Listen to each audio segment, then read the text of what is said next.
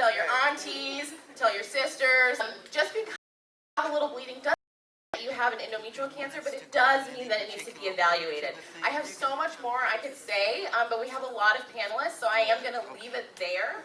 I usually have another talk where we talk about vaginas a lot, but I'm going to hold back on that for the kids. And I'm definitely here to answer any questions about other GYN cancers like ovarian cancer, cancers of the vulva. It is beautiful to see all of you all here. Thank you for coming out, and I'm going to go sit down. Okay, thank you. Have your questions? Sure, they can bring up their questions, and maybe I can answer them after the next person. Okay. Yeah.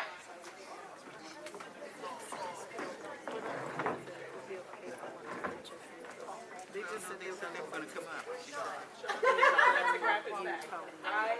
I will go. Yeah. All right. Hello.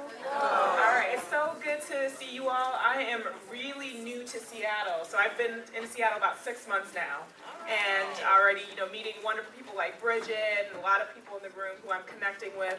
My name is Rachel Isaka, and I am a gastroenterologist by training.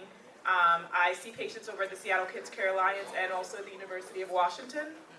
And my research interest is really focused on colon cancer. And so, I know this is probably a little bit of a different topic for the Sierra Sisters organization, but I'm really excited and thrilled that Bridget is wanting to expand the group to talk about all cancers that affect, men and women of color in particular. So colon cancer, believe it or not, is the #2 leading cause of cancer deaths, period. Okay? So this is a really high cause of death in our communities. And if you are a black woman or if you are a black man, you are more likely to die from colon cancer if you get it compared to if you're white, if you're Asian, or if you're Latino. So that, just let that, kind of sit with you for a little bit, because that's really, really important. The great thing about colon cancer is that it is preventable. So you can get screened one of 2 ways primarily. One is going to see your doctor and getting a colonoscopy, and we can get more into that if you guys are interested. But the other way would be a stool test that you can either do at home or do in the clinic, and that looks for small amounts of blood. And if that test is normal, then you don't need another test for a year. But if that test is abnormal, seeing that they say they see small amounts of blood, then you do need a colonoscopy to follow that up, okay? And as I mentioned, this cancer is completely preventable by early detection and early screening, and everybody's susceptible, men and women equally. And you might say, well, not me, I'm not at risk. If you are overweight, if you have diabetes, if you smoke, if you're somebody whose diet is really high in meats and not very high in vegetables and fruits, or if you have a family history of colon cancer, you're at increased risk. And for those reasons, those individuals should really be talking to their physicians about screening. And I'm here to answer any questions that you all may have about the different tests or ways to get connected to get that done within your healthcare system. So I think I will stop there, and I will take any questions from the group once we're done.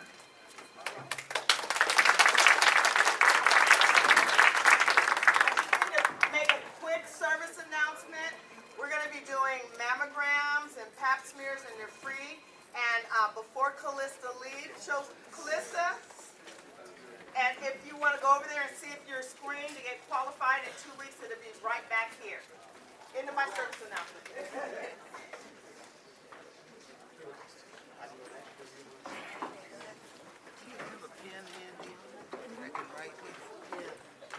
Good evening, everyone. I'm Julie Graylow, and I'm a medical oncologist. I specialize in breast cancer. I'm at the University of Washington and Fred Hutchinson and Seattle Cancer Care Alliance. For those of you who just watched that film, and I've read the book twice as well, what an amazing contribution Henrietta Lacks and her family really have made to science, to society. I mean, we have the polio vaccine, and we virtually eradicated polio because of those HeLa cells. I mean, when I was an undergraduate back in the early 80s, I was working with HeLa cells in the lab and had no idea where they came from. And so when this all came out, it was very powerful for me, having even had that connection in the lab. So this is World Cancer Day. It's also Black History Month.